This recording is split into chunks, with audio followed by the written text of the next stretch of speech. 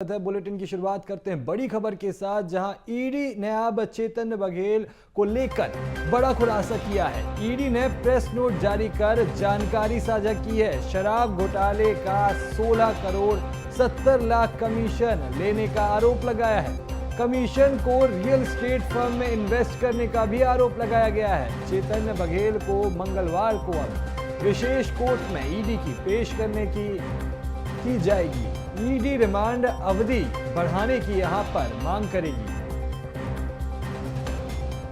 शराब घोटाले मामले में यह बड़ा अपडेट सामने आया है। 18 जुलाई को चेतन बघेल की गिरफ्तारी के बाद 5 दिन की रिमांड पर स्पेशल कोर्ट के द्वारा चेतन को ईडी को सौंपा गया था, जिसके बाद 4 दिन की पूछताछ के बाद बड़ा खुलासा हुआ है। 22 जुलाई को चेतन को ईडी की स्पेशल कोर्ट यानी मंगलवार को कल पेश करना है। उससे पहले ये बड़ा खुलासा किया है। ईडी ने प्रेस नोट जारी कर ये जानकारी साझा की है, जिसमें साफ तौर पर बताया गया है कि शराब घोटाले का 16 करोड़ 70 लाख कमीशन लेने का आरोप लगाया गया है और कमीशन को रियल एस्टेट फर्म में इन्वेस्ट करने का भी आरोप लगाया गया है। अब ईडी चेतन बघेल की रिमांड की अवधि बढ़ाने की मांग करेगी।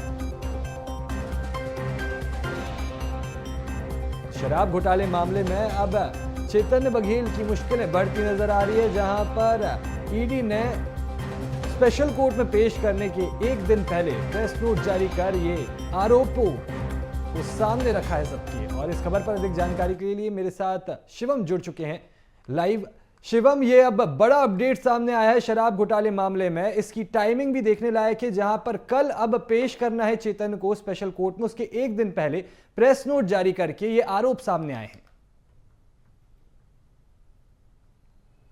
आज बिल्कुल देखिए 18 जुलाई यानी कि चेतन बघेल का जिस दिन जन्मदिन था उसी दिन ईडी उनके भिलाई निवास पहुंचती है, उन्हें गिरफ्तार करती है और उसके बाद 5 दिन की रिमांड पर लेती है। कल 22 जुलाई को चेतन बघेल को वापस कोर्ट में पेश भी किया जाएगा और एक तरफ कांग्रेस का बड़ा धरना प्रदर्शन भी चक्के जाम के रूप में किया जाएगा, जो कि प्रदेश के सभी संभागों में किया जाना है। लेकिन इसी बीच आज पूर्व सीएम भूपेश बघेल के बेटे चेतन बघेल को लेकर के जो गिरफ्तारी ईडी ने की थी, उसको लेकर के प्रेस रिलीज ईडी ने दी है, जानकारी दी है, अधिकृत जानकारी जिसे माना जा सकता है, क्योंकि तमाम जो घोटाला को अंजाम दिए हुए जो आरोपी थे वो इस वक्त जेल में निरुद्ध हो। कई के खिलाफ तो जांच भी चल रही है, लेकिन अब उसमें एक और नाम चेतन बघेल के रूप में जुड़ चुका है। और ईडी ने अपनी प्रेस रिलीज में ये बताया है कि चेतन बघेल ने लगभग 17 करोड़ रुपए जो है वो इस शराब घोटाले से उनके पास पहुंचे थे। 17 करोड़ रुपए उन्होंने लगभग जो कमाई की थी काले धन से, वो उन्होंने अपने रियल प्रोजेक्ट को बढ़ाने के लिए इस्तेमाल किया था। लेकिन इसके साथ साथ ईडी ने यह भी जानकारी दी है कि तमाम जो कोयला घोटाला के आरोपी थे, चाहे वो कोषाध्यक्ष जो राम गोपाल अग्रवाल हैं उनकी तरफ ही क्यों ना हो, उनके पास भी चेतन बघेल के माध्यम से पैसे पहुंचते थे, या दोनों के बीच में ऐसा समन्वय था कि जो भी पैसा आता था वो राम गोपाल अग्रवाल के पास भी पहुंचता था और ये चेतन बघेल के पास भी पहुंचता था। लेकिन इसी के साथ साथ जो पहले से जेल में निरुद्ध आरोपी हैं, चाहे वो त्रिलोक सिंह ढिल्लन हो या अनवर ढेबर हो, इनके माध्यम से भी पैसा चेतन बघेल तक पहुंचने की जानकारी ईडी ने दी है। तमाम चीज़ों को और तमाम जो पैसा उनके पास इस घोटाले की अवैध आय से अर्जित हुआ था, उसको उन्होंने अपने रियल एस्टेट प्रोजेक्ट को बढ़ाने के लिए किया था। और इसके साथ साथ इससे पहले जब कोर्ट में पेशी की गई थी चेतन बघेल की, तो ईडी के जो वकील हैं उन्होंने ये साफ कहा था कि लगभग 1000 करोड़ रुपए चेतन बघेल के पास पहुंचे थे, जिसमें उनके पास जो कमीशन पहुंची थी उसके अलावा कुछ पैसा ऐसा भी था जिसको उन्होंने मनी लेयरिंग में इस्तेमाल किया था, यानी कि उसे काले धन से सफ़ेद धन करवाने में अपना सहयोग दिया था।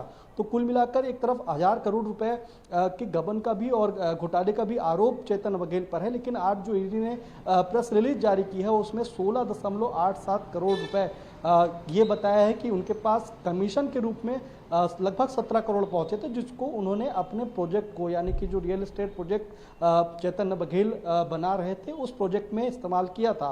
लेकिन तमाम चीज़ों को लेकर के कई गंभीर आरोप भी चेतन बघेल के ऊपर लगे हैं, चाहे वो मनी लॉन्ड्रिंग का हो या फिर इसके साथ साथ मनी लेयरिंग का हो। दोनों विषय में ईडी जांच कर रही है। अब कल का दिन यानी कि 22 जुलाई का दिन एक बार फिर से महत्वपूर्ण होने वाला है। एक तरफ चेतन बघेल को फिर से कोर्ट में पेश करके ईडी के अधिकारी उनकी रिमांड चाहेंगे। अभी इन 5 दिनों में जो पूछताछ हुई है, जो तथ्य बरामद हुए हैं, उसको भी कोर्ट के समक्ष रखते हुए नजर आएंगे। लेकिन दूसरी तरफ कांग्रेस भी एक बड़ा प्रदर्शन चक्के जाम के रूप में करने वाली है। आर्थिक नाकेबंदी इसे नाम दिया गया है और संभाग जो 5 संभाग हैं छत्तीसगढ़ के, वहाँ पर कांग्रेस के दिग्गज नेता प्रमुख राजमार्गों में और स्टेट हाईवेज में या फिर जो प्रमुख सड़कें हैं वहाँ पर चक्का जाम करते हुए भी दिखाई देंगे, जिसका समय 12 बजे से 2 बजे तक रखा गया है। लेकिन उसके बीच में ये प्रेस विज्ञप्ति आना, ईडी की तरफ से अधिकृत जानकारी आना कि क्या क्या जांच चेतन बघेल के खिलाफ चल रही है, वो एक बड़ी बात हो जाती है। जी शिवम, जिस तरह का घटनाक्रम सामने आया है उस हिसाब से कल का दिन छत्तीसगढ़ की राजनीति के लिए काफ़ी बड़ा होने वाला है। तमाम जानकारी साझा करने के लिए आपका बहुत बहुत शुक्रिया।